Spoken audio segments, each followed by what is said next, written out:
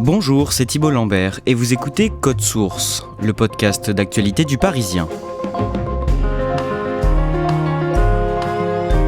Deux nouvelles chaînes de télévision gratuites font leur apparition sur la TNT cette année, après le départ forcé de C8 et d'Énergie 12 fin février. La chaîne T18, lancée le vendredi 6 juin avec l'animateur Laurent Ruquier, promet de faire la part belle aux documentaires, au cinéma et aux émissions de débat garanties sans polémique. La chaîne Novo 19, quant à elle, pilotée par le groupe Ouest France, doit voir le jour début septembre. Alors comment ces chaînes, avec un petit budget, ont-elles réussi à débarquer en gratuit ? Comment comptent-elles se démarquer de la concurrence et séduire le public qui s'éloigne de la télévision ? Élément de réponse avec deux journalistes médias au Parisien, Kevin Boucher et Benoît d'Aragon.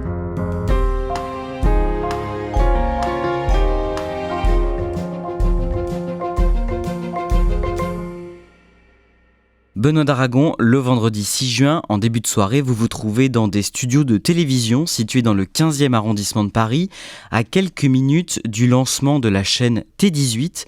Quelle est l'ambiance juste avant la prise d'antenne ? En fait, tous les dirigeants de T18 ont décidé d'inviter toutes les personnes qui ont travaillé sur le projet, sur le lancement de T18. Ils ont un petit studio qu'ils ont loué à l'année dans lequel vont se succéder toutes leurs émissions. Et ils ont aussi mobilisé le studio juste à côté où ils ont organisé un cocktail donc avec tous leurs invités. Une demi-heure avant le coup d'envoi de la chaîne, l'ambiance est déjà détendue. On boit déjà du champagne. Pour eux, l'arrivée à l'antenne de cette chaîne sur laquelle ils travaillent depuis plus de 6 mois, depuis presque 1 an, c'est déjà une réussite. D'ailleurs, ils nous avouent que la toute première réunion de préparation de cette chaîne a eu lieu le 6 juin 2024, soit 1 an, jour pour jour, avant le lancement de la chaîne. Kevin Boucher, pour bien comprendre ce qui a motivé ses dirigeants à lancer une chaîne de télé et plus généralement pour comprendre pourquoi le bouquet de la TNT a connu de gros changements ces jours-ci, il faut d'abord rappeler comment fonctionne le marché des chaînes gratuites en France. Depuis la création de la TNT en 2005, de nouvelles chaînes se sont vues attribuer une fréquence pour émettre gratuitement, mais elles obtiennent cette fréquence pour une durée déterminée. Expliquez-nous ça. Lors de la création de la TNT en 2005, il y a en effet eu un accord qui a été fait avec tous ceux qui ont une chaîne, c'est que vous avez ce canal gratuitement à disposition, mais en effet pour une durée limitée, qui est généralement de 5 à 10 ans, ce qui entraîne régulièrement des procédures de reconduction, ce qui permet à l'Arcom aussi régulièrement de rebattre les cartes du jeu et de permettre aussi de rappeler aux chaînes leurs obligations pour pouvoir continuer à exister au risque parfois de disparaître. Ce qui n'était jamais arrivé jusqu'en 2024. En février 2024, l'Arcom remet ses fréquences de la TNT en jeu, elle lance un appel à candidature. Est-ce qu'il y a beaucoup de postulants à ce moment-là ? Oui, alors il y a beaucoup de postulants, il y a beaucoup de personnes qui tentent de lancer leur chaîne. On parle de 24 dossiers pour les 15 fréquences disponibles, il y a celles qui étaient déjà existantes. Et il y a eu des nouveaux qui sont arrivés, qui ont tenté de présenter un dossier, une chaîne différente, susceptible de leur plaire. Et là-dedans, il y en a quand même qui ont réussi à un peu intéresser l'Arcom. Quels critères est-ce qu'il faut remplir pour espérer décrocher une place parmi les 25 chaînes du bouquet TNT ? Il faut avoir le profil parfait pour l'Arcom, on a envie de dire. Il faut à la fois générer un certain intérêt du public, pouvoir faire des programmes qui vont parler au plus grand nombre. Il faut aussi pouvoir permettre de représenter un pluralisme le plus complet possible, que ce soit sur les idées, sur le type de programme, sur la culture. Il faut aussi avoir les reins solides, il faut avoir de l'argent, il faut être capable de pouvoir assumer de faire une chaîne de télévision 365 jours par an, ce qui n'est pas donné à tout le monde, et aussi d'autres petites conditions comme la participation à la création de programmes, au financement des œuvres culturelles. Il faut vraiment quelque chose de solide, qui soit le plus séduisant possible pour essayer d'attirer le plus grand nombre possible de téléspectateurs et d'être complémentaire des autres chaînes. Le groupe CMI, une multinationale créée et dirigée par un milliardaire tchèque, Daniel Křetínský, 47 ans, soumet à l'Arcom un projet de nouvelle chaîne qui a un nom provisoire, Réel TV. D'abord, Benoît d'Aragon, présentez-nous cet homme d'affaires, Daniel Křetínský. Alors là, vous avez prononcé son nom à la française en tchèque, puisqu'il est tchèque, on dit Křetínský, né en République tchèque sous l'emprise soviétique. Donc lui, il a connu les années où il n'y avait pas de débat possible, où il y avait des médias officiels. Donc il est très attaché à la pluralité des opinions, à ce que le débat ait lieu de façon très calme, qu'on puisse exprimer des divergences à l'antenne, ce que lui n'a pas connu quand il était enfant. Il a fallu qu'il vienne faire ses études en France, à Dijon, pour découvrir la richesse du débat intellectuel français. Et donc c'est un milliardaire qui a fait fortune dans les énergies. Et il s'intéresse beaucoup aux médias, notamment en France. Ça fait plusieurs années qu'il investit. Il a eu des parts dans Le Monde. Il a racheté le magazine Elle, le magazine Télé 7 jours. Il a aussi acheté le géant de l'édition Editis, qu'il a racheté au groupe Bolloré. Voilà, c'est un homme d'affaires qui petit à petit installe des billets en France, dans toute l'Europe, pour devenir, parallèlement à l'industrie de l'énergie, un géant de l'industrie des médias. Et parmi tous les médias qu'il possède, il a notamment investi dans la presse d'opinion. Expliquez-nous ça. Il a eu l'hebdomadaire Marianne, il a créé l'hebdomadaire Franc-Tireur, qui est un hebdomadaire estampillé Printemps républicain, qui est un mouvement intellectuel. On réfléchit beaucoup à la montée du fondamentalisme religieux. Mais ce qui est intéressant dans Franc-Tireur, c'est à l'image de sa créatrice Caroline Fourest, c'est qu'elle est très impliquée, elle est très mobilisée sur ce sujet, mais elle ne fait jamais de sorties outrancières, comme on peut voir sur les mêmes sujets des partis politiques, ou qu'on peut voir sur CNews avec des personnalités très clivantes. Elle est très ronde, elle débat, elle accepte la critique, elle est vraiment dans le dialogue. Et donc sur le sujet de l'islam, ils réfléchissent à haute voix, ils sont très au fait de toute l'actualité, mais ils refusent sur ces sujets-là de tomber dans l'outrance et dans l'appel à la haine. Le 17 juillet 2024, les porteurs du projet Réel TV, porté donc par le groupe de Daniel Kretinsky, sont auditionnés devant les membres de l'Arcom pour défendre leur candidature. Denis Oliven, le président du conseil de surveillance de CMI, prend la parole. Quels sont ses premiers mots ? Il présente très vite son projet et il fait tout de suite une espèce de cours magistral sur les médias gratuits français. Lorsque nous avons conçu il y a quelques mois ce projet de chaîne, nous étions à 100 lieues d'imaginer ce que serait la situation troublée de notre pays. Nous avions parfaitement conscience des forces négatives, et je dirais même nihilistes, qui le travaillent et dont la télévision est à la fois l'écho et parfois l'amplificateur, puisqu'elle exerce une magistrature morale comme l'instituteur au XIXe siècle et le curé avant lui. Ça n'est pas moi qui dis ça, c'est Régis Debray. Il dit que c'est trop tendu, trop d'hystérie en France et que les médias véhiculent ça, amplifient ça et participent à tout ça. Cette situation qui nous a motivés, qui a conduit à ce que nous proposions ce projet. Et donc très vite, il se place sur un peu une proposition morale et on comprend que lui, il veut faire une chaîne calme où on débat tranquillement. Il passe ensuite la parole au philosophe Raphaël Enthoven, présent à l'audition. Qu'est-ce qu'il dit ? Lui aussi fait une longue démonstration, on a vraiment l'impression d'être à la Sorbonne, à un amphithéâtre, c'est un cours sur le débat public. Une chaîne de télévision peut être un formidable outil de liberté. En remplaçant le combat par le débat, en substituant le dialogue à l'invective, en pariant sur le fait que des vérités qui s'opposent, sont parfois complémentaires, c'est notre optimisme. Ils parlent de dépolariser le débat public, donc voilà, on sent que tout leur projet est basé là-dessus. Chaque fois qu'un débat dégénère en combat, chaque fois qu'un argument involue en opinion, c'est la liberté collective qui diminue. C'est dire l'importance de notre projet. Tout le monde sait que la fréquence de C8 est contestée, notamment parce que sur le plateau de Cyril Hanouna, il y a des débats absolument pas maîtrisés, où on débat de la peine de mort, où on parle de façon très caricaturale de faits divers, où on véhicule des théories complotistes au moment de l'affaire Palman.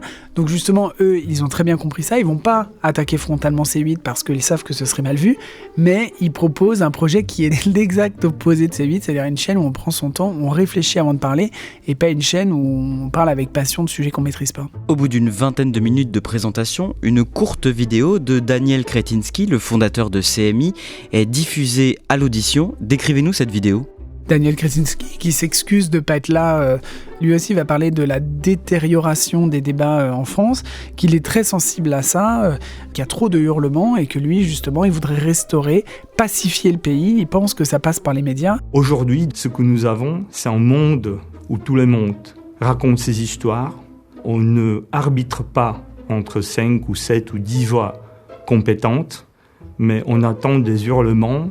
On sent quand même que les mots reviennent, tout ça a été très travaillé, et on sent que c'est un peu des mots magiques qui sont donnés pour faire plaisir à l'Arcom, pour les rassurer. Dans ce hurlement, la vérité n'existe plus, parce qu'il n'y a plus l'espace pour confronter les idées, pour essayer de voir quelle idée est fondée, pour essayer de distinguer et comprendre même les différences. Au moment où on montre du doigt C8 et CNews, il y a quand même une commission d'enquête parlementaire sur ces réattributions de fréquences. Clairement, les deux chaînes du groupe Bolloré étaient montrées du doigt par les députés.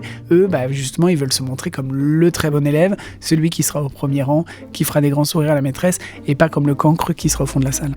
Si j'osais, la télévision est morte, mais vive la télévision, on peut vraiment la réinventer, s'adapter aux usages aujourd'hui et cesser cette passivité que peuvent avoir les spectateurs aujourd'hui et les faire monter dans le train qu'on lancerait avec eux. Ce qui transparaît tout au long de cette heure et demie d'audition, c'est une critique à peine voilée des chaînes d'infos et des chaînes généralistes qui seraient donc responsables de la détérioration du débat public. Denis Oliven ajoute même à un moment que selon lui, un gros pourcentage de la population, je cite, n'est pas satisfait de l'offre actuelle. Benoît, vous qui couvrez l'univers des médias depuis plus de 15 ans, est-ce que vous trouvez que c'est vraiment le cas ? Ce qui est sûr, c'est qu'on ne regarde plus la télé comme avant, dans les années 90. Avant l'arrivée de la TNT, vous aviez des millions de Français tous les soirs qui regardaient le journal de 20h en attendant que l'émission du soir commence. C'est plus le cas aujourd'hui. On a le replay, les gens regardent beaucoup plus les programmes quand ils en ont envie. Il y a évidemment l'émergence des plateformes de Netflix, donc les gens regardent la télé différemment. Après, les gens continuent de regarder la télévision. C'est 3 heures par jour par personne d'écoute, donc c'est de loin le loisir numéro 1 des Français. Il ne faut pas minimiser ça. Mais ce qui est vrai, aujourd'hui, on ne va pas se mentir, les gens qui regardent la télévision à 21h le soir, c'est souvent des retraités, des personnes un peu âgées, et plus beaucoup les moins de 50 ans, qui sont pourtant ceux que recherche la publicité. Donc on sent que la télévision est en train de se chercher, par tous les moyens d'essayer de capter ces plus jeunes. Ce qui manque au jeune public, c'est pas vraiment les débats d'opinion, contrairement à ce que dit Denis Oliven dans cette audition. Et à la télé, il n'y a pas forcément donc que des débats où on s'invective et on fait parler des experts qui n'y connaissent rien. Non, on peut donner des noms, mais c'est dans l'air tous les soirs, personne ne s'invective. C'est une émission qui marche très bien en fin d'après-midi sur France 5 et il n'y a jamais de clash, comme on dit. Après, c'est sûr que sur les chaînes info, c'est devenu un des filons pour faire de l'audience, de faire des débats très polarisés, comme on dit, avec des gens qui sont absolument pas d'accord. Donc oui, ça, c'est une recette des chaînes info qui a un peu déferlé sur les chaînes historiques, mais il y a encore, sur toutes les chaînes, des débats très calmes qui ont lieu à peu près toutes les heures de la journée. Le 24 juillet 2024, l'Arcom rend sa décision et décide de retirer leur fréquence à 2 chaînes, C8 et Énergie 12. La première notamment pour ses multiples dérapages à l'antenne et ses amendes records infligées par l'autorité. La deuxième pour des raisons économiques et ses trop nombreuses rediffusions. 2 nouveaux projets sont donc sélectionnés par l'Arcom, celui baptisé Réel TV, chaîne de Daniel Kretinsky dont on a parlé, mais aussi OF TV. Kevin Boucher, quel est ce projet ? OF TV, c'est la chaîne du groupe Ouest France, c'est pour ça OF Ouest France, avec cette envie de faire une chaîne qui soit à la croisée entre une chaîne d'information et une chaîne plus généraliste, mais surtout qui s'adresse au territoire, comme on dit, avec notamment un siège qui est basé à Rennes, là où se situe aussi le siège de Ouest France, loin de toutes les polémiques qu'on peut avoir à Paris et de tous les invités, même qu'il y a dans toutes les émissions parisiennes. Donc leur envie, elle est là, c'est d'aller chercher à la fois le public hors de Paris et de faire cette chaîne de région mais à identité nationale. C'est une chaîne où il y aurait du débat par exemple comme Réel TV ? C'est une chaîne que Ouest France veut quand même assez généraliste, donc oui, il y a dès le début un projet de talk-show quotidien pour parler à la fois d'actualité mais aussi de vie quotidienne. Il y a des projets de magazines, des projets de documentaires. C'est une chaîne qui se veut là aussi complémentaire aux autres mais pas non plus totalement différente. Réel TV et OF TV partent avec un désavantage puisqu'elles ne pourront pas récupérer les canaux 8 et 12 laissés vacants après le départ de C8 et Énergie 12. Pour quelle raison ? Étant donné que l'Arcom a décidé de fermer C8 qui était sur le canal 8 et Énergie 12 sur le canal 12, qu'elle avait aussi François qui était fermé depuis plusieurs années sur le canal 19, ils se sont dit au bout d'un moment on va boucher les trous et on va refaire complètement la numérotation, on va tout changer ou presque. Et donc c'est pour ça qu'ils ont décidé notamment de faire des blocs thématiques, de pouvoir rassembler toutes les chaînes de France Télévisions ensemble, c'est-à-dire France 2 sur la 2, France 3 sur la 3, France 4 sur la 4 et non plus la 14 et France 5 sur la 5, les chaînes d'information continuent tout ensemble, donc BFM, CNews, LCI et France Info du canal 13 au canal 16 désormais, de remonter Gulli aussi sur le canal 12 pour essayer de se rapprocher de l'autre chaîne jeunesse qui est France 4, et donc en fait en faisant ce petit jeu, il fallait aussi caler les 2 nouvelles et à la fois ne pas perturber tous les autres acteurs, toutes les autres chaînes déjà existantes et qui ont des numéros parfois pas faciles. Je pense par exemple aux chaînes de groupe RMC Story et RMC Découverte sont sur la chaîne 23 et sur la chaîne 24. Et en même temps, il fallait quand même leur donner une chance d'exister à ces nouvelles chaînes. Donc, dans ce petit jeu, ils se sont dit, la case qui correspond mieux, c'est la case 18 qui était libre étant donné que Gulli passait sur la 12 et la case 19 puisqu'il n'y avait plus rien depuis plusieurs années sur cette chaîne. Pour ces nouvelles chaînes, le fait de se retrouver loin dans la numérotation, est-ce que ça constitue un handicap ? Ça l'a été un handicap. Aujourd'hui, ça l'est plus forcément parce que les habitudes ont changé. Les gens savent ce qu'ils ont envie d'aller voir. Et la tendance au zapping pour essayer de trouver quelque chose, elle est moins là. Il y en a encore. Quand on commence sur TF1, que ça ne plaît pas, on passe sur France 2, France 3. On a plus de chances de trouver quelque chose entre la 1 et la 17 qu'à d'aller directement sur la 18 ou la 19. Maintenant, aujourd'hui, le public sait aussi ce qu'il a envie de voir. Il sait où le trouver. On a vu notamment le succès assez incroyable du Big Deal sur RMC Story, chaîne 23, qui a permis de battre TF1 certains soirs. Donc non, aujourd'hui, il y a un peu des deux, mais si le public, on lui dit, il y a telle émission qui est sur le canal 18, telle émission qui est sur le canal 24, le public saura y aller, il n'y a pas de problème. Au fil des mois, les deux projets s'affinent et se précisent. La chaîne du groupe Ouest France sera baptisée Novo 19 pour Nous, Vous 19. Et Réel TV doit finalement s'appeler T18 pour Télévision 18. 18, c'est le numéro de son canal. Benoît d'Aragon, pour fonctionner, T18 va se doter d'un budget de 30 millions d'euros par an. C'est beaucoup ? Non, c'est pas beaucoup. C'est le budget d'une énorme émission de télévision sur un an. Ça doit pas être très loin du budget d'une émission comme Quotidien sur l'année. Donc non, c'est pas énorme. C'est pas non plus totalement ridicule. Donc ils vont devoir être malins. Ça laisse peu de place à des grandes émissions très coûteuses, à des films en première diffusion qui ont été des blockbusters. Donc on va passer des films en deuxième, troisième diffusion. On va essayer de trouver des documentaires un peu inédits. Donc oui, ça veut dire qu'il va falloir qu'ils se débrouillent et qu'ils tricotent pour trouver une grille des programmes attractive avec un budget petit. Alors justement, qu'est-ce qui doit remplir la grille de T18 ? Qu'annonce la chaîne ? Ils insistent beaucoup sur les documentaires. C'est vrai qu'il n'y en a pas tant que ça à la télévision. Il y a beaucoup de chaînes qui n'en font pas, à commencer par TF1 par exemple. Donc ils vont annoncer 2 soirées par semaine de documentaires. Il y aura aussi du cinéma.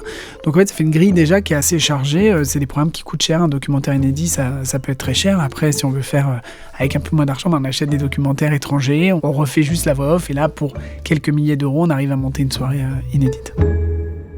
Et dans cette grille, est-ce qu'il y a de quoi attirer un jeune public, les moins de 50 ans, ceux qui se détournent, comme on l'a dit, progressivement des chaînes de télévision ? C'est compliqué de savoir à l'avance si une émission va trouver son public ou pas. Après, là où ils font des choix assez malins, c'est que par exemple, il y a une quotidienne de Mathieu Croissando qui s'appelle Pour tout dire. Et au lieu de la mettre à 19h, à une heure où il y a énormément de concurrence entre les chaînes info, les talk-shows comme Quotidien, comme C'est à vous, puis les JT de 20h, ils ont décidé de la programmer à 22h30, c'est-à-dire à une heure où il n'y a pas beaucoup d'émissions. En fait, il n'y a pas beaucoup d'émissions inédites, à part sur les chaînes info. Et donc, ils vont aller chercher à une heure en disant peut-être qu'à cette heure-là, il y a un public plus jeune qui se met devant sa télévision après avoir dîné, regardé peut-être une série et qui, au moment d'aller se coucher, finalement va passer sur la 18, va voir un débat qui les intéresse et puis ils vont rester scotchés pendant une demi-heure, 3/4 d'heure, 1 heure. Donc je ne sais pas si ça va plaire au public, mais en tout cas, ils ont fait des choix assez malins pour leur plaire. T18 a une identité proche de celle d'Arte ou de France 5 finalement, et pourtant, contrairement à ces deux chaînes, elle doit se financer à 100% par la publicité. Comment elle va faire ? Elle va diffuser de la publicité, donc il va effectivement falloir aller chercher les annonceurs. Quand on est une petite chaîne comme ça, pour convaincre les annonceurs, le plus simple, c'est de s'allier avec une grosse régie, c'est-à-dire une grosse entreprise qui vend de la publicité. Donc eux, ils vont les s'allier avec TF1, c'est-à-dire qu'ils vont être vendus en fait avec TF1, avec LCI, avec TMC. Donc ça va faciliter la commercialisation de leurs espaces. Donc ça encore, c'est une petite décision assez stratégique, assez maligne. Mais voilà, c'est un gros défi d'aller trouver des annonceurs. On rappelle qu'il y a énormément de chaînes de la TNT qui ne sont pas rentables. C'est notamment aussi un des arguments qui a été avancé par l'Arcom pour fermer C8, qui perdait presque 50 millions d'euros par an. Donc c'est pas parce qu'on fait de l'audience qu'on rapporte de l'argent, c'est un équilibre qui est très difficile à trouver. Le dimanche 6 avril, Benoît d'Aragon vous révélait dans Le Parisien que T18 a recruté l'animateur Laurent Ruquier pour animer une émission culturelle chaque samedi. C'est une grosse prise ? Oui, énorme prise, parce que c'est un des animateurs les plus populaires de France. Tout le monde le connaît, qu'on l'aime ou qu'on le déteste. Tout le monde connaît Laurent Ruquier. Donc évidemment, c'est un nom très fort qu'ils vont mettre en avant. En sachant que Laurent Ruquier, ça fait quelques années qu'en télévision, il rame un peu. Donc il faisait, évidemment, On n'est pas couché sur France 2 tous les samedis soirs, qui est évidemment une émission très emblématique qu'il a présentée. Et quand l'émission s'est arrêtée, il a migré sur TF1, où il est juré dans Masked Singer, on l'a vu dans Les Traîtres sur M6. Il est un peu sans émission fixe. Et puis surtout, Laurent Ruquier, pendant des années, a présenté des émissions culturelles qui avaient marqué les téléspectateurs. Et donc, ils se disent que finalement, c'est un des meilleurs pour parler de culture. Il lit beaucoup, il écoute beaucoup de musique, il va au théâtre, il a même écrit des pièces. Donc voilà, c'est quelqu'un qui est totalement légitime pour parler de culture, en plus de culture populaire, parce qu'il a vraiment ça dans le sang. Donc oui, c'est une très bonne prise. Là encore, c'est un recrutement assez intelligent.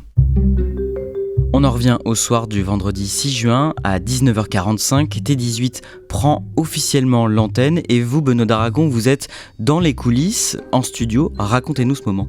Il y a les 3 patrons de la chaîne qui sont en coulisses, en régie, et qui vont symboliquement mettre leurs mains pour appuyer sur un bouton pour lancer le premier direct. Donc il est 19h45. 3, 2, 1...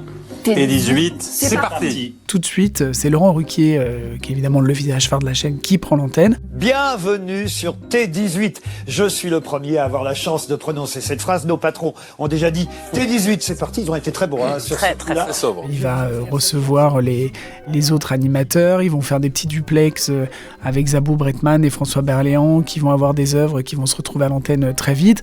Voilà, c'est une espèce de bande-annonce XXL. Alors le concept de la bande-annonce, c'est que ça doit être bref. Donc là, c'est long. Donc évidemment, c'est un petit peu longuet, mais c'est un passage obligé. Quand on lance une chaîne, on est obligé de la présenter. Les Français connaissent pas cette chaîne, et donc il faut expliquer ce qu'il va y avoir dedans, le ton. C'est plutôt réussi. Ils enchaînent très vite avec le premier film, qui est le vrai coup d'envoi de la chaîne. C'est la diffusion du film Yves Saint-Laurent avec Pierre Ninet, qui est devenu un classique du cinéma français, qui sera la première vraie soirée de T18. Benoît d'Aragon, on enregistre ce podcast 5 jours après le lancement de T18. Pour l'instant, est-ce que les téléspectateurs sont au rendez-vous ? Eh ben, on ne sait pas, parce que T18 a choisi de ne pas être mesuré par Médiamétrie, en tout cas pour le moment. Il faut comprendre que Médiamétrie, ça coûte cher, ça coûte très cher aux chaînes pour avoir accès à leurs chiffres. C'est des chiffres qui sont obligatoires quand on vend de la publicité, donc T18 va devoir avoir Médiamétrie pour tout simplement dire à leurs annonceurs combien de personnes ont regardé chacune des pubs qu'ils diffusent. Mais pour l'instant, ils ont décidé que l'été étant traditionnellement une période très très très calme pour les investissements publicitaires, en gros, ça sert à rien.